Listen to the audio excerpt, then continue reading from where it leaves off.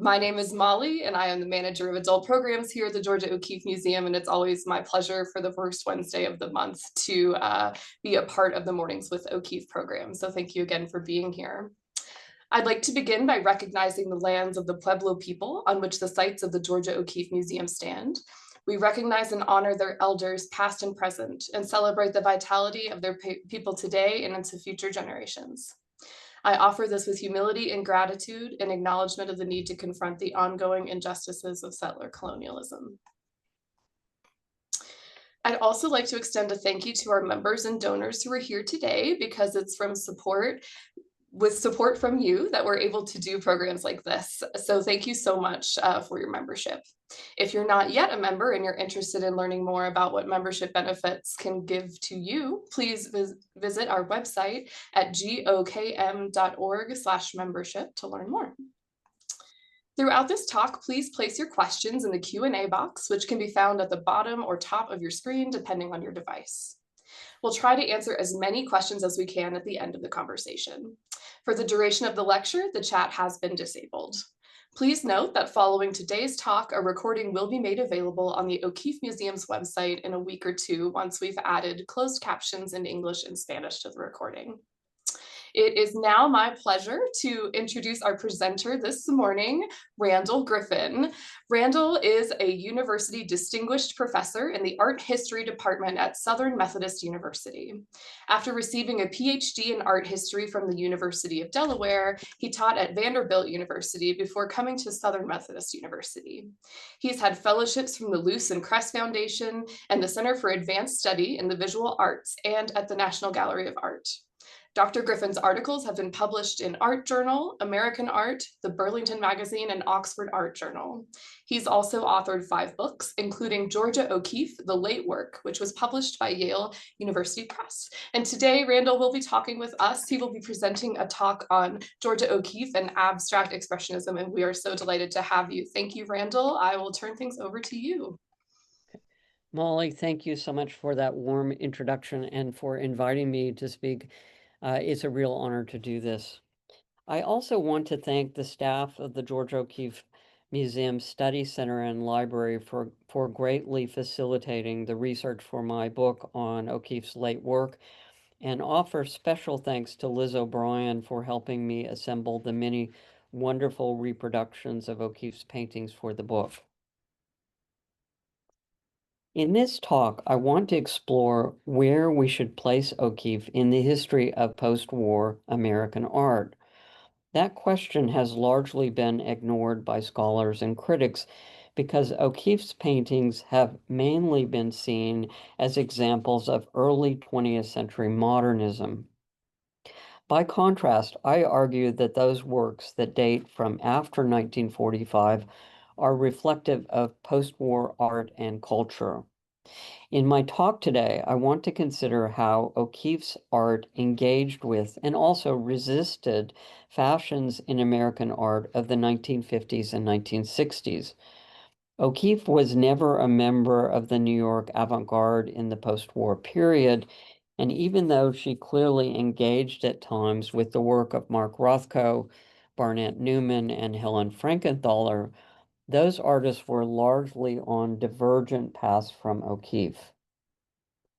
Let's begin with the question of when abstract expressionism first became known as a discrete group and when O'Keeffe first became aware of their work.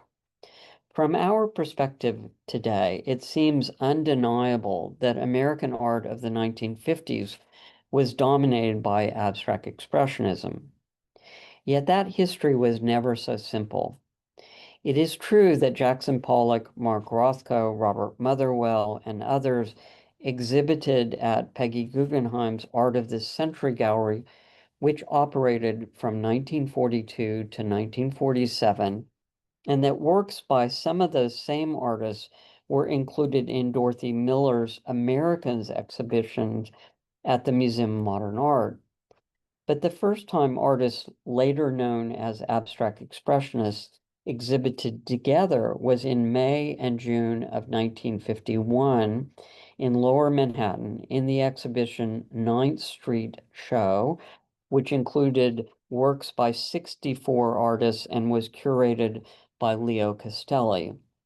That same year, Life magazine published a short article, Irascible Group of Advanced Artists Led Fight Against Show, about 15 artists who protested the Metropolitan Museum of Art's American Painting Today exhibition.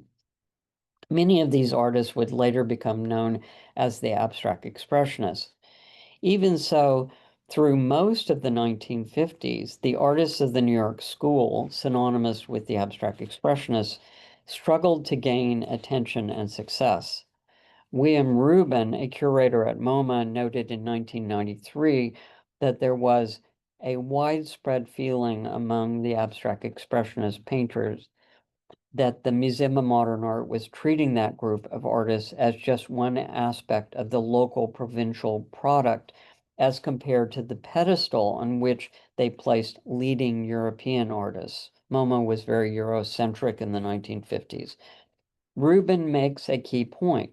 During the 1950s, MoMA still considered European modernism preeminent.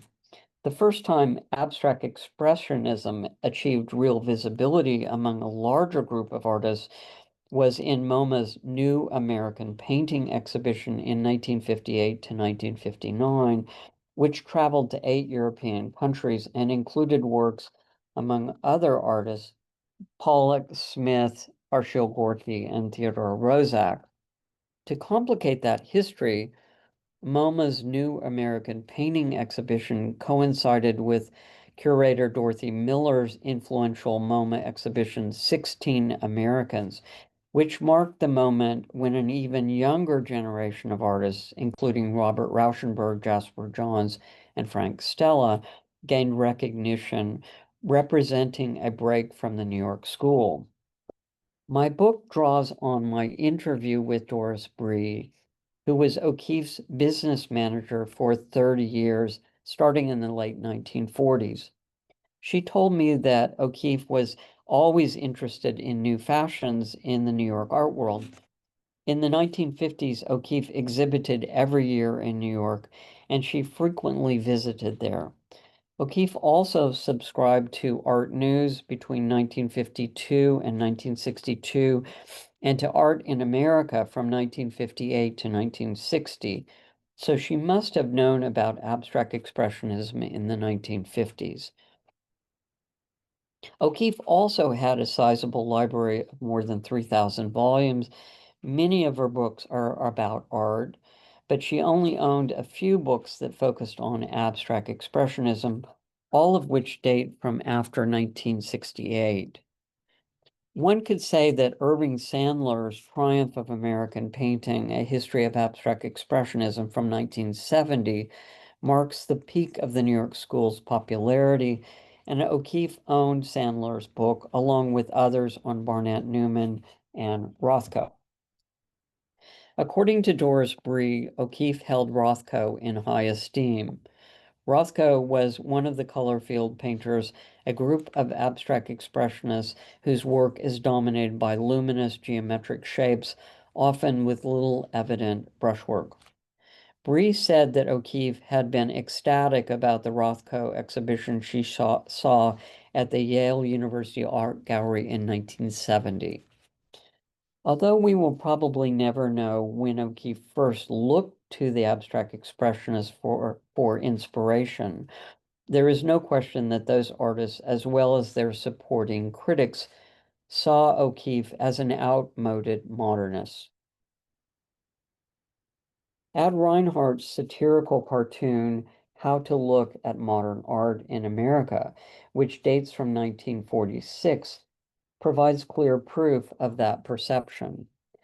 Casting O'Keeffe as an irrelevant throwback within American art, it shows modern art as embodied by a large tree, with the School of Paris artists Braque, Matisse, and Picasso forming a formidable trunk. The tree is rooted in the work of post-impressionist artists Cézanne, Seurat, Gauguin, and Van Gogh, and the nurturing soil around the roots includes such influences as Manet, Japanese prints, children's work, and primitive art. At the top of the trunk, Reinhardt included a spectrum from healthy to moribund, abstract to surrealist social.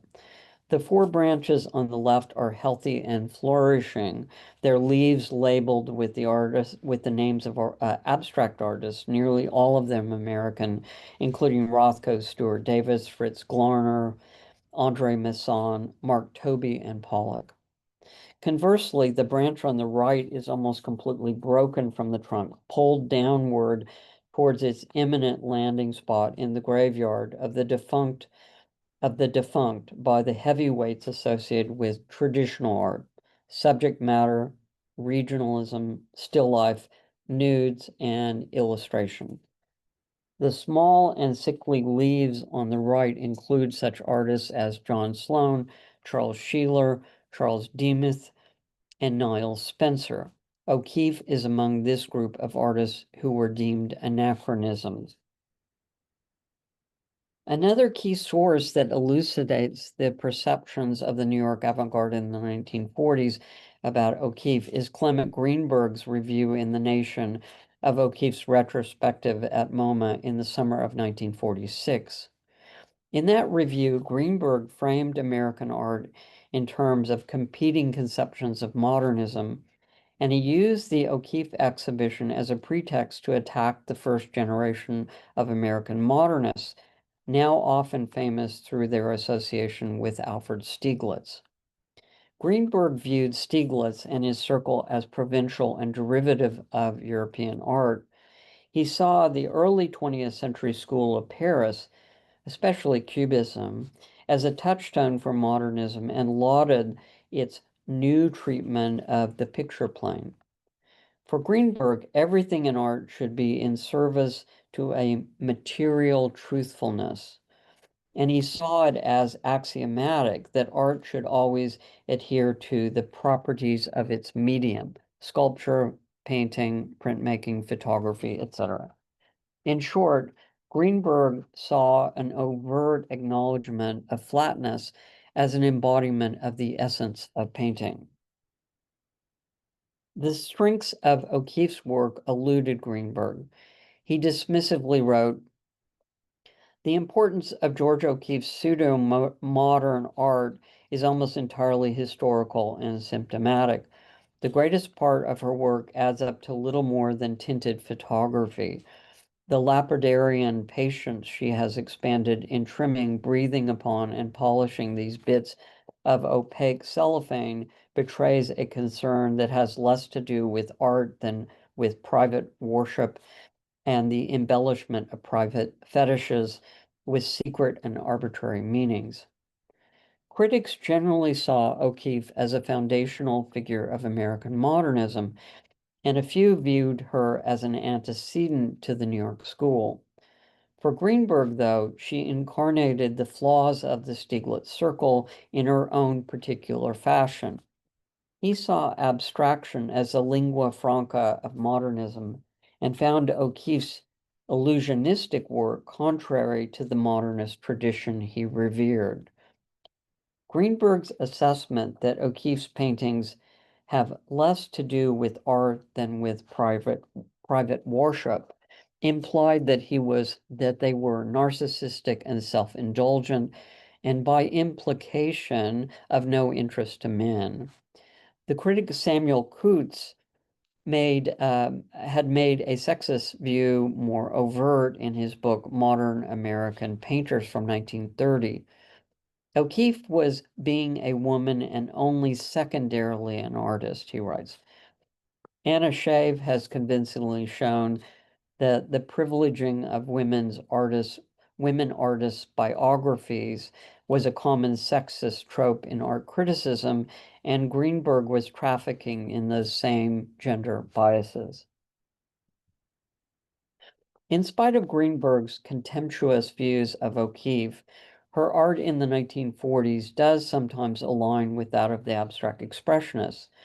In that period, they were producing their myth paintings and sculptures, art meant to evoke prehistoric worlds. In these works, they sought to create archetypal imagery that would transcend time and culture. In the same moment, O'Keeffe was painting her surreal images of floating bones, primordial landscapes, and Hopi Kachina dolls, a subject she returned to again and again.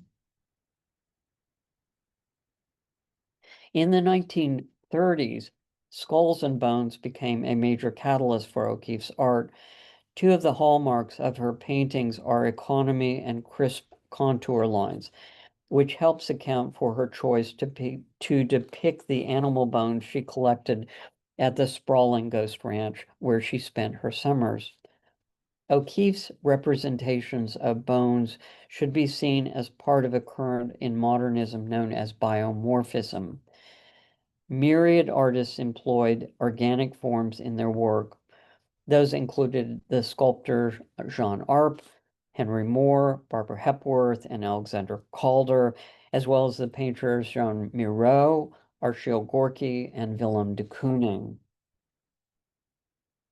O'Keeffe never needed to visit the American Museum of Natural History in New York to see dinosaur bones, as David Smith did for his sculptures. Instead, she conjured fantastical images from the bones of cows, antelopes, elk, and horses that she collected at Ghost Ranch. In the 1930s and 1940s, surrealism was in the air for American artists.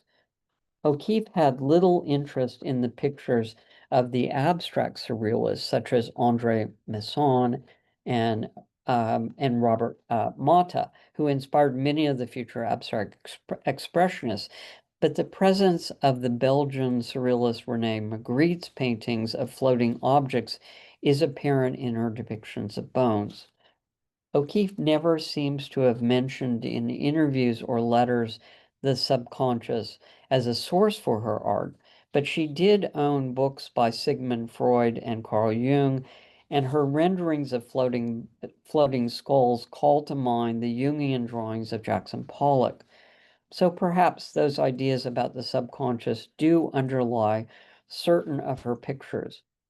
Coupling death and transcendence, the ephemeral and the enduring, her depictions of bones and skulls perfectly embody the harsh realities of the drought-stricken high desert region. O'Keeffe's series of semi-abstract patio paintings dating from 1948 to 1960 is instructive for this subject of O'Keeffe's relationship with the New York school, and naturally prompts one to wonder whether or not she was thinking of Rothko's paintings. Here, the answer is certainly no, because Rothko didn't start painting his signature floating rectangle pictures until the following year in 1949. Of course, O'Keeffe continued to paint her patio series until 1960, and some of the later works in that series may have been inspired on some level by Rothko. Even so, in terms of artistic method, Rothko's is more painterly in the way he created the edges of his rectangles, and unlike O'Keeffe, applied multiple layers of paint in order to achieve that luminosity. Moreover, Rothko's painting is non-figurative and has nothing to do with a specific place, which are at the heart of O'Keeffe's patio series. And of course, Rothko was exploring an existential view of the modern world, sitting near an abyss following the savagery of World War II, the Holocaust, and the dropping of the nuclear bombs on Japan. As he noted, I am interested in expressing the big emotions, tragedy, ecstasy, and doom. In thinking of O'Keeffe's patio paintings, Joseph Alber's Homage to the Square offers a closer example than Rothko's.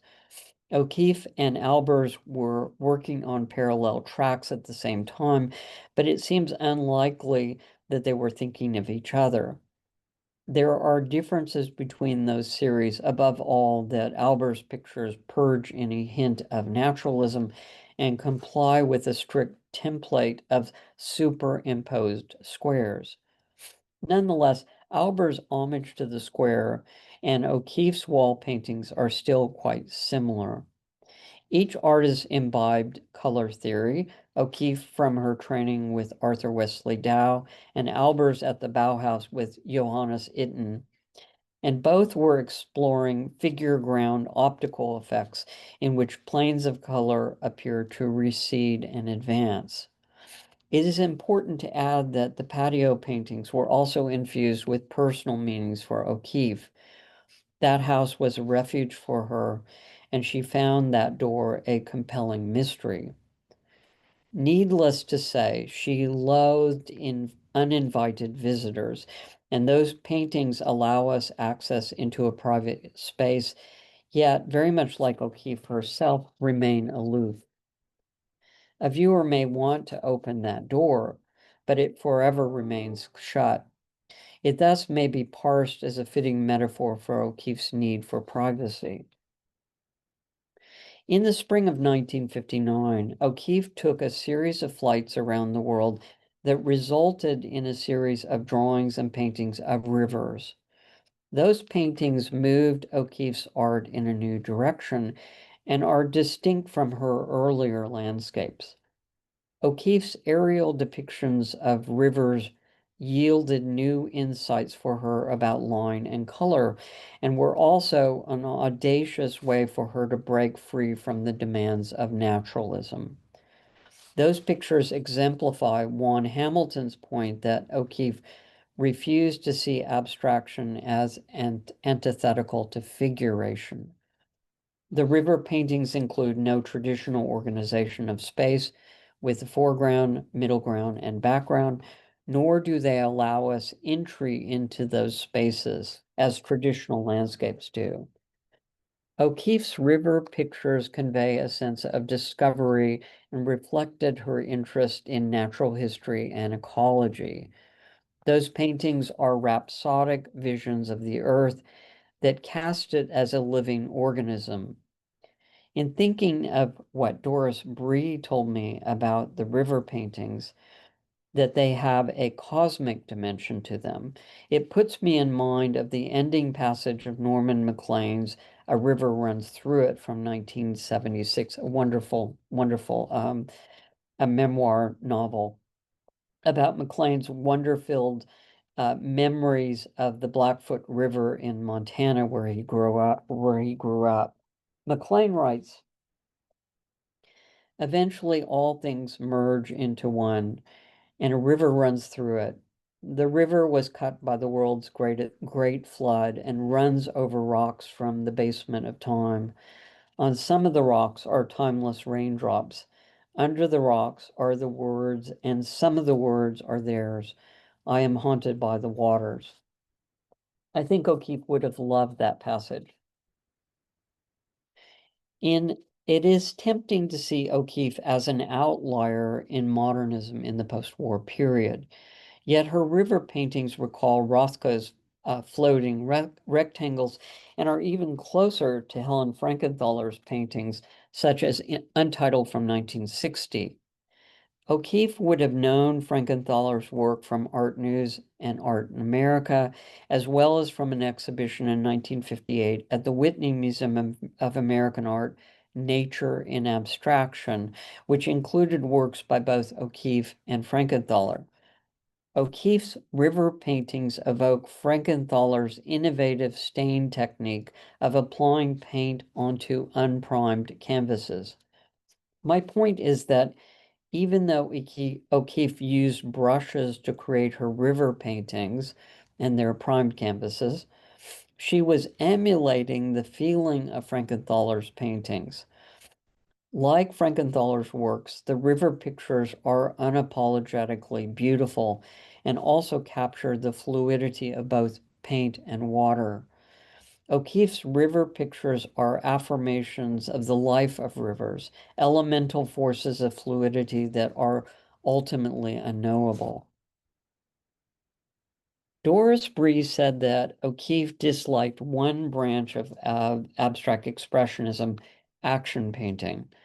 The action painters, including Pollock, Franz Klein, and Willem de Kooning, are known for creating thickly painted gestural pictures, often with vigorous brushstrokes, which are full of emotion.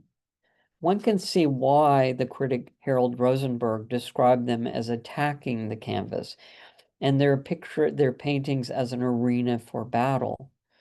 O'Keeffe's art lacks any emphasis on the materiality of the paint, which is another characteristic of action painting.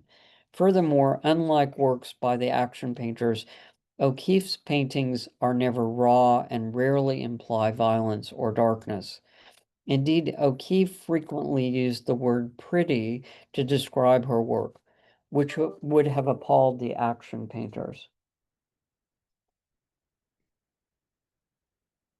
Bree told me that O'Keeffe considered Jackson Pollock a bête noire. He personified the generational rift that American art experienced in the 1940s and 1950s. A divisive figure, Pollock was seen by some, including Clement Greenberg, as an audacious agent of change who exemplified an earth-shaking rebelliousness. Pollock's art is so different from O'Keeffe's in its use of accident and in its non-traditional techniques. Pollock set unstretched and unprimed canvases on the floor and applied paint with trowels, turkey basters, and the wooden ends of brushes to create tumults of line. His improvisational drip paintings evoke the forces of primal energy. By contrast, O'Keeffe always prized control as a painter. As her artistic opposite, Pollock thus challenged her ideals as an artist. Perhaps the clearest example of O'Keeffe emulating the abstract expressionist is her painting The Beyond from 1972, which clearly invokes the work of Rothko. By the time she created that work, she owned 2 books about Rothko, and Doris Bree told me that O'Keeffe had been much impressed by the retrospective of his work she had recently seen at the Yale University Art Gallery in 1970. That exhibition immediately followed Rothko's suicide that spring.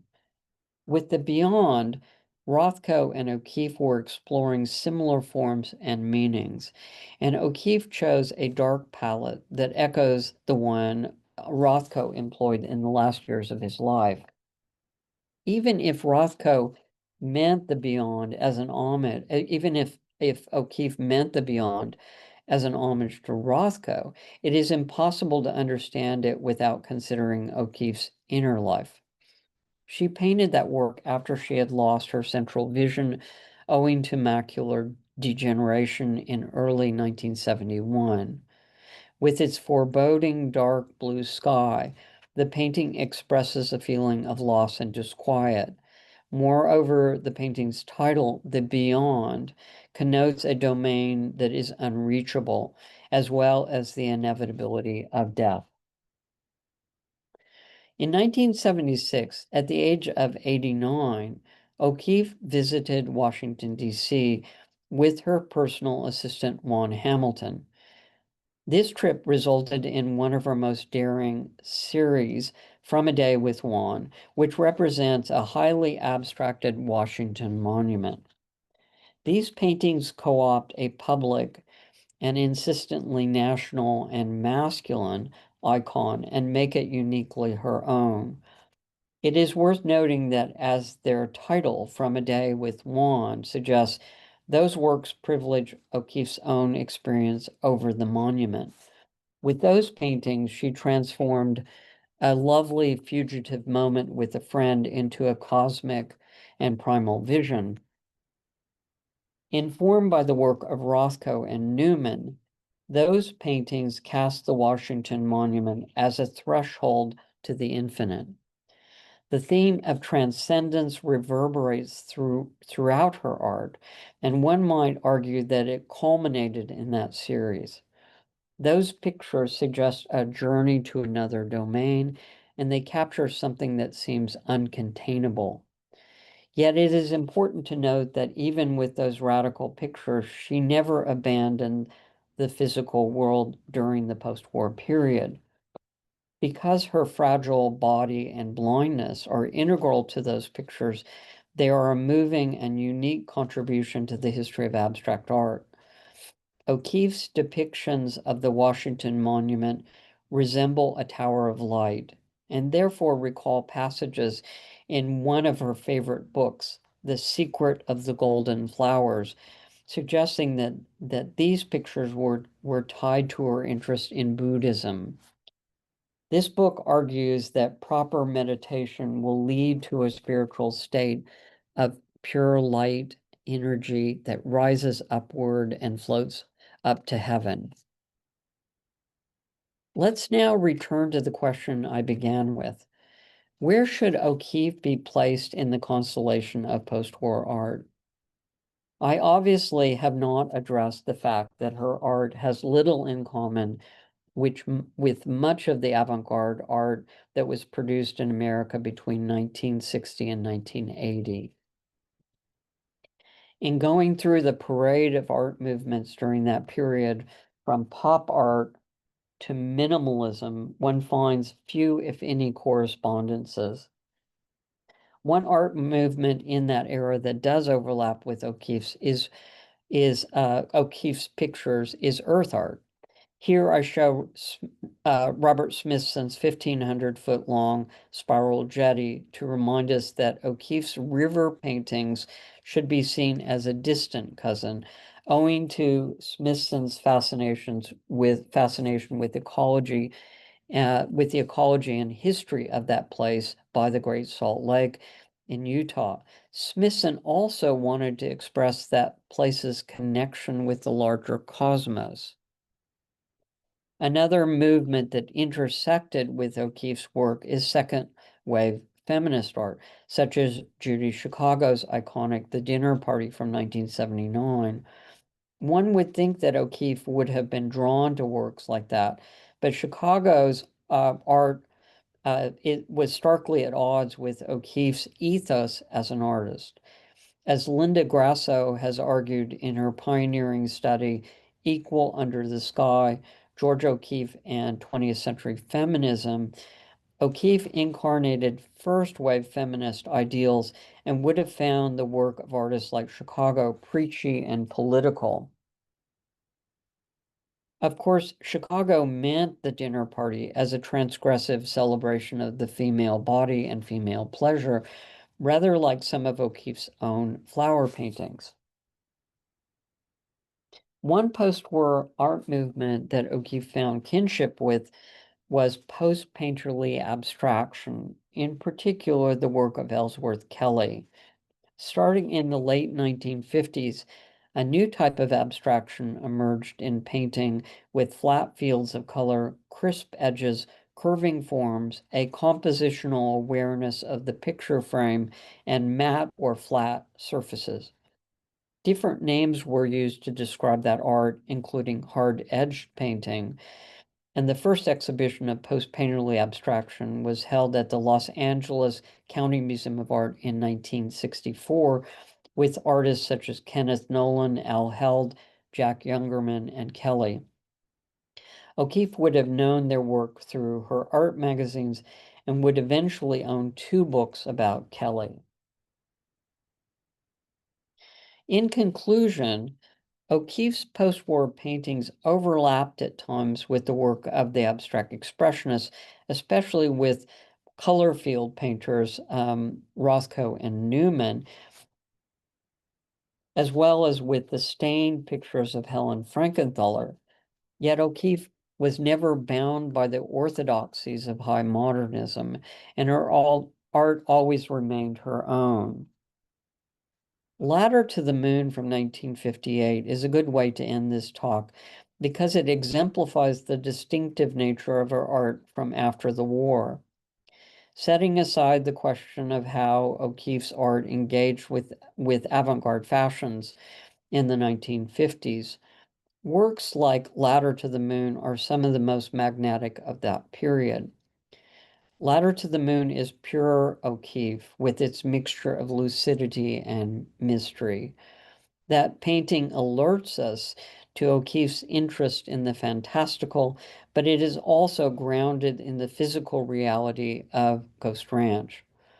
All of which is to say that she was continually searching for connections between different worlds, and the latter in that scene is a nexus between the physical domain and the imagination. Like Rothko and Newman, O'Keeffe explored transcendence, but Ladder to the Moon could not be more different from those artists in terms of its imagery. That scene transfigures Ghost Ranch into a place of dreams. For me, one of the things that makes O'Keeffe most original is the way she continually reinvented the places she knew, and Ladder to the Moon expresses the freedom she felt to explore what she wanted. Viewed in the context of post-war art, Ladder to the Moon seems so ecstatic, fresh, and unmistakably O'Keeffe's own. Thank you.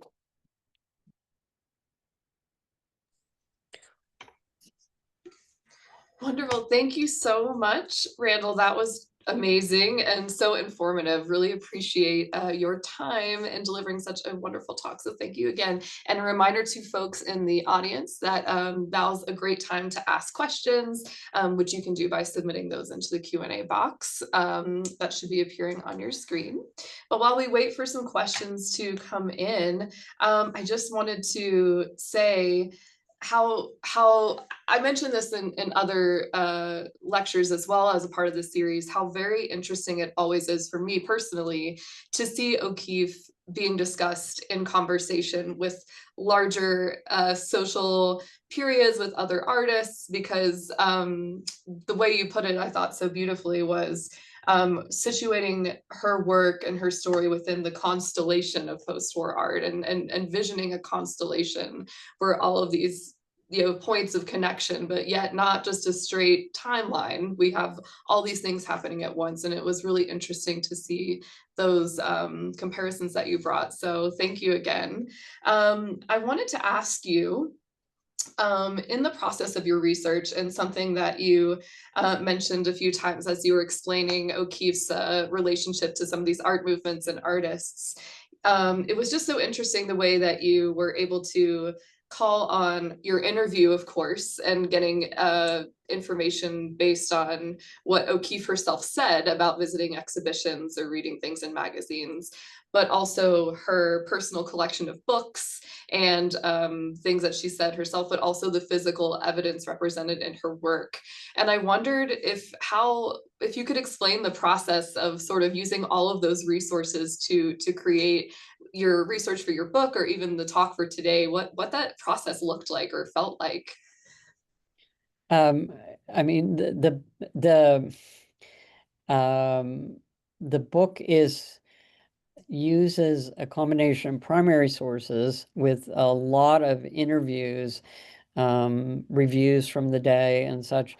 And again, I was very fortunate to interview Doris Bree, who was really helpful. But there are so many interviews, fortunately, with O'Keeffe and her letters at the Bonnke Library at Yale as well.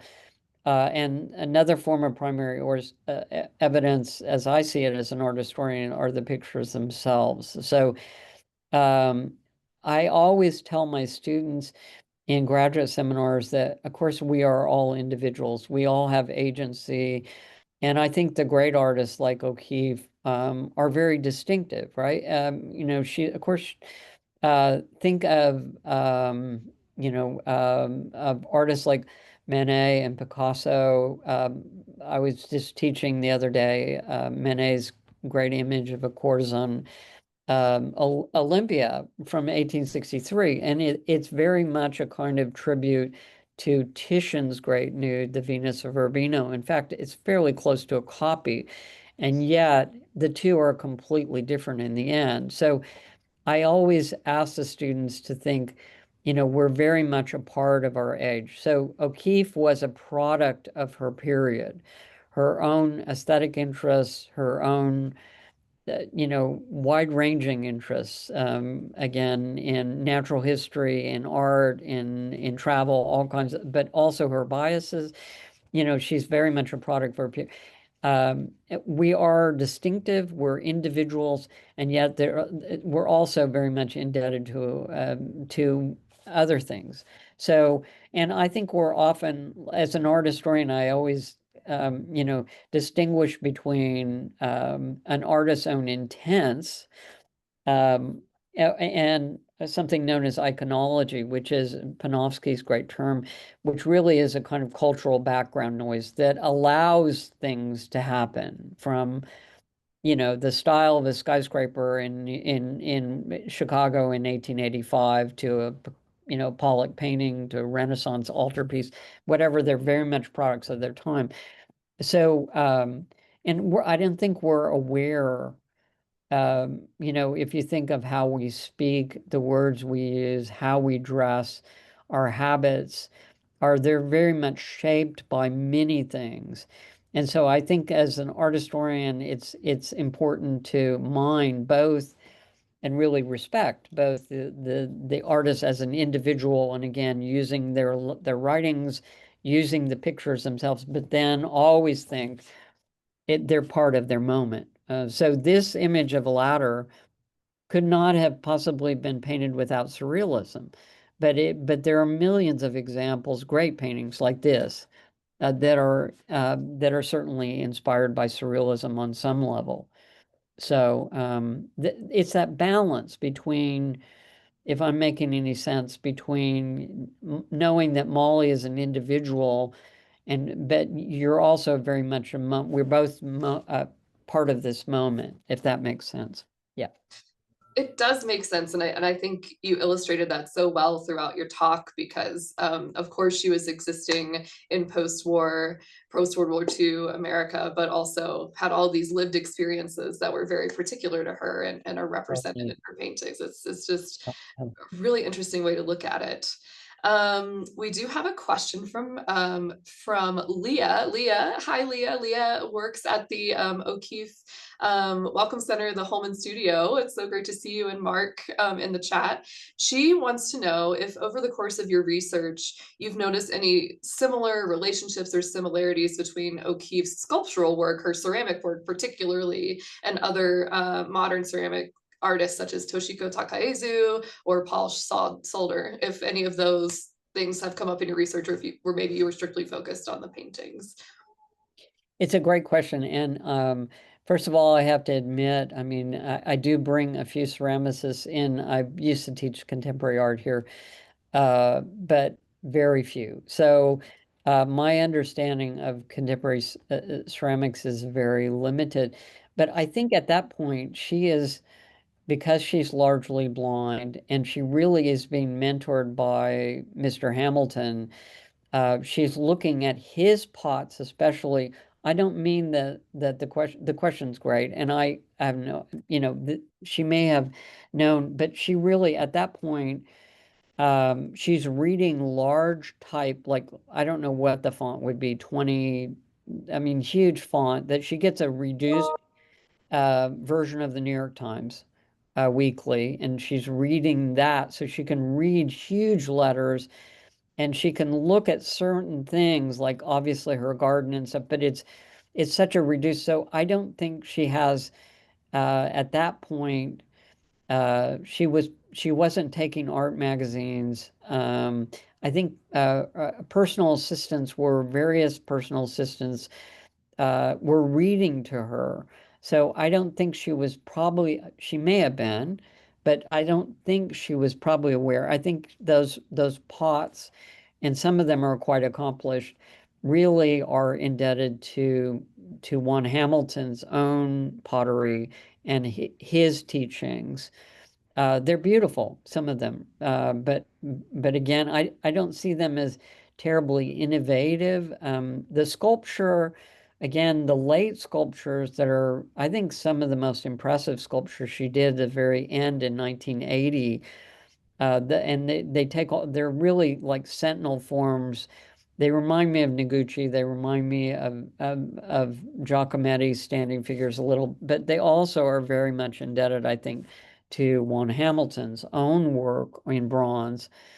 So O'Keeffe is like the piece from 47, the abstract piece, which you guys have beautiful large castings of that were made in the 80s.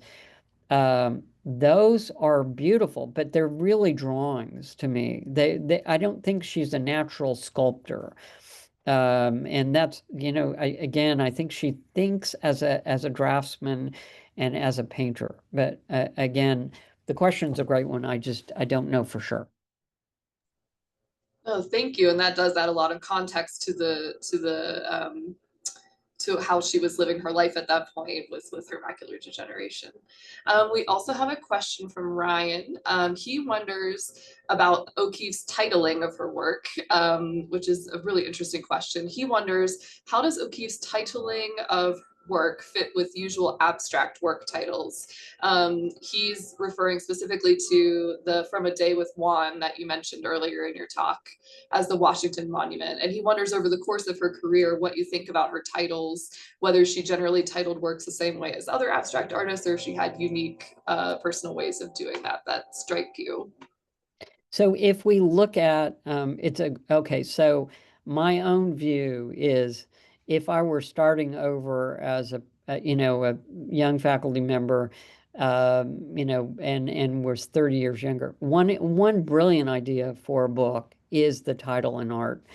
If you think about the way titles, I mean, it's a fantastic question. So a lot of titles are created by galleries and museums. I don't think that's the case with Miss O'Keeffe, but but if you think about how titles have a real influence in coloring our view of art, major, we're often not as much as the painting, but they really are, they often foreground certain meanings and are really important for how we interpret art. In the case of post-war art, yes, there are lots of exceptions, but in general, with the abstract expressionists, with the minimalists, with abstraction after the war, it's almost all untitled. And we can all think of, like, the Dallas Museum of Art has Pollock's, arguably his first drip painting. It's from 1949. It's called Cathedral. And so, yes, but most of Pollock's work was untitled. And most, again, galleries sometimes would retitle works. But in the case, I think this is obviously O'Keeffe's title, Ladder to the Moon. If you look, it's really interesting to think of the Patio series, where they're titled Patio, and then the rivers, where she doesn't tell us that those are rivers. And she has this kind of impish, wonderful sense of humor, and she laughed in an interview that Edith Halpert, of the who owned the downtown gallery in the 40s and 50s and represented O'Keeffe, could not understand what they were, that they were aerial views of, and she loved that, the ambiguity. But most of her paintings, like, we don't know that's the Washington Monument. I don't think I could have known unless I did the research. But the rivers, you can start to really think about it. They are ambiguous.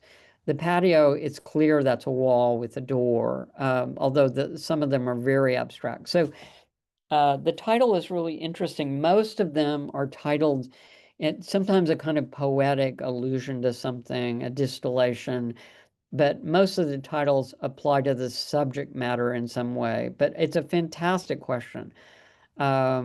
She loved poetry, I mean, I think, but again, this is quite literal. Ladder to the moon. You see a ladder in the moon. And I think a lot of her titles are fairly conform to the subject matter, but not all of them. But I would say, again, that's a major difference between O'Keeffe and this younger generation of avant-garde artists. Again, the New York School, but also through minimalism, other art. They're almost all untitled. That's so interesting. And also thinking of the title as sort of another layer of interaction with the viewer and having some sort of Totally. jokes or private things that Yeah, that's really interesting. And this is such a personal favorite too. It does have poetry in the title.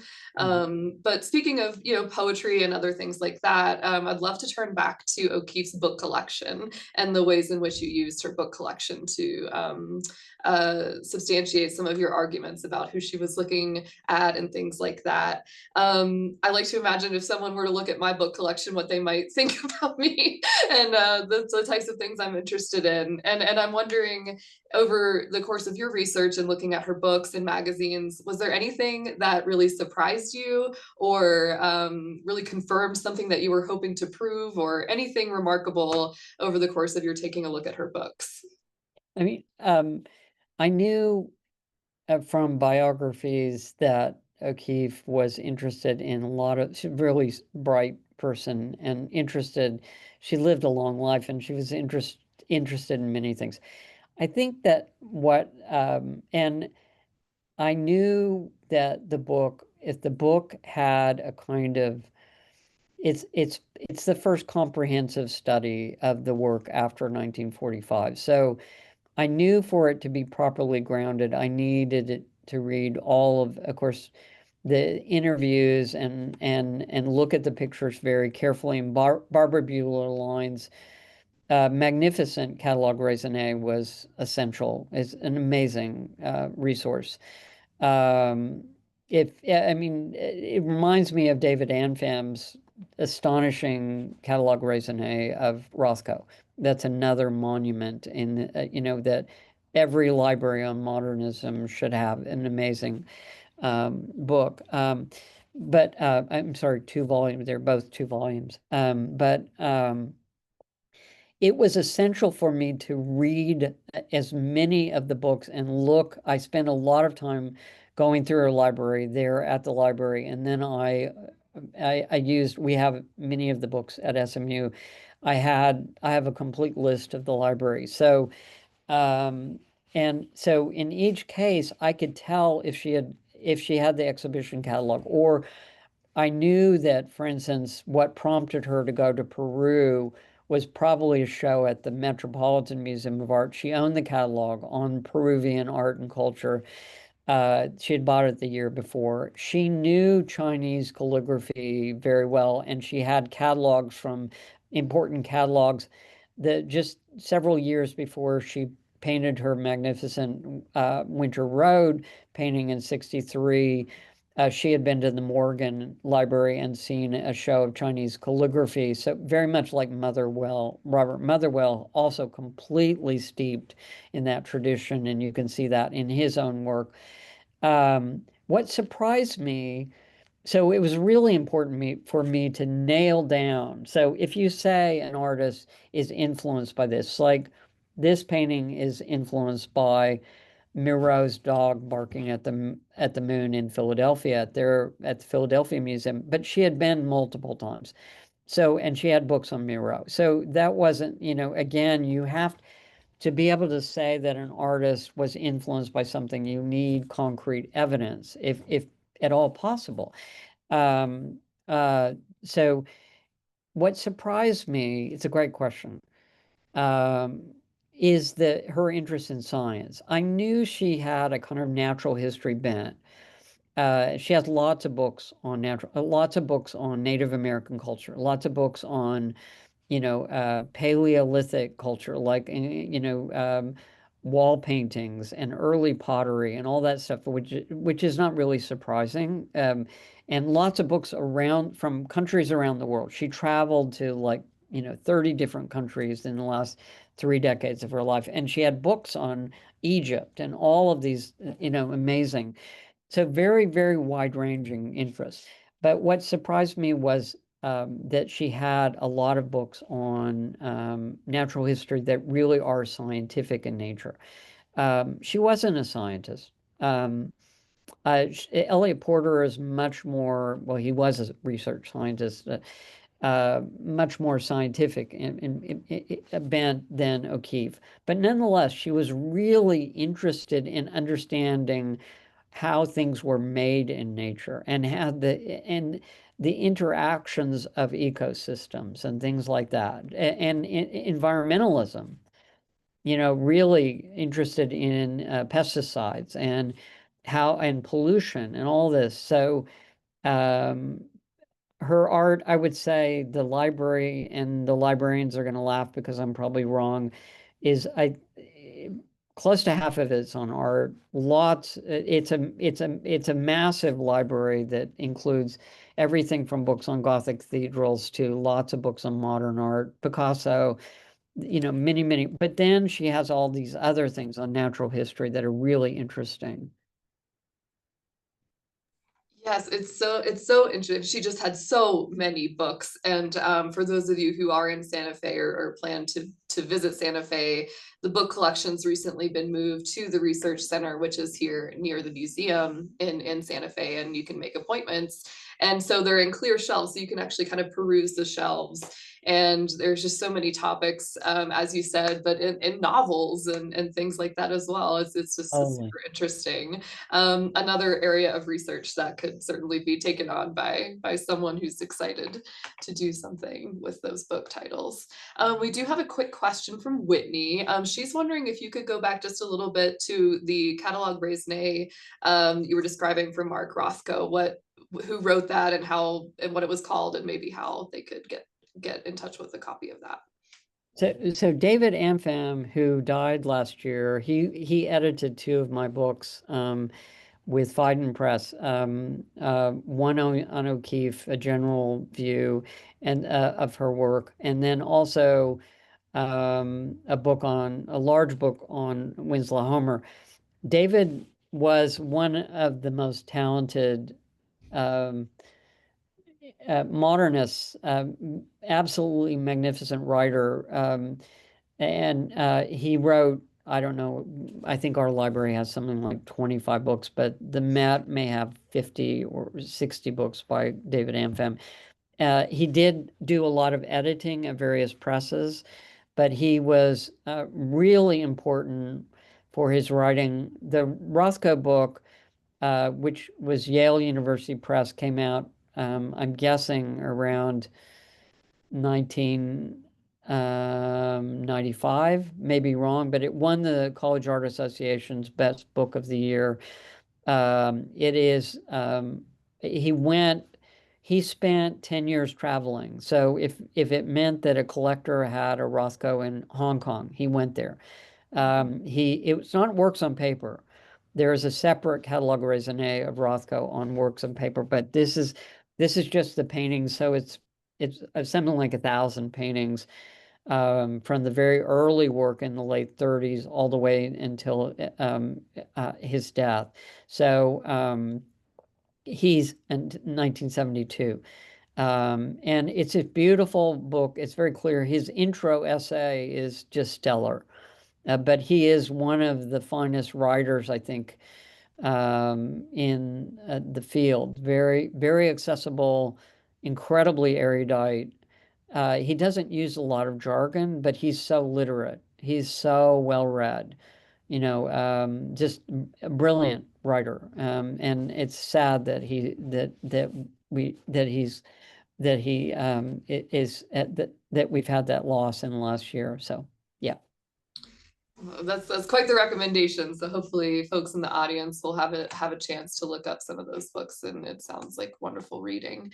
And speaking of which, I just want to mention one more time that's come up a few times in today's conversation. Randall's recent publication, Georgia O'Keeffe, The Late Work, is also a very beautiful book with beautiful images, and I would highly recommend anyone to take a look at that because it's a lovely piece, and we are just grateful to have any new scholarship and things added to the conversation about O'Keeffe and contextualizing her and her life. And that is a great example, as was today's conversation. So thank you so much, Randall. We are right at 10 o'clock. So before we wrap up, were there any final remarks you wanted to share with the audience before we close out? No, I hope my book will be a catalyst. Again, there's so much, as you said, I think people will be writing really great articles and books in another century about O'Keeffe. And we're just fortunate that her work is just amazing, and it's been a real honor. Thank you. Amazing. Thank you. Thank you so much for being here, for your time this morning. And again, the book is wonderful, and recommend that anyone who's here with us today, we do carry it here in the museum, and we'd be happy to put you in touch with that work. But in the meantime, thank you again for being here, and we hope to see you at the next Mornings with O'Keefe program. But until then, thank you again, and have a lovely, terrific day. Take care. Bye. Bye-bye.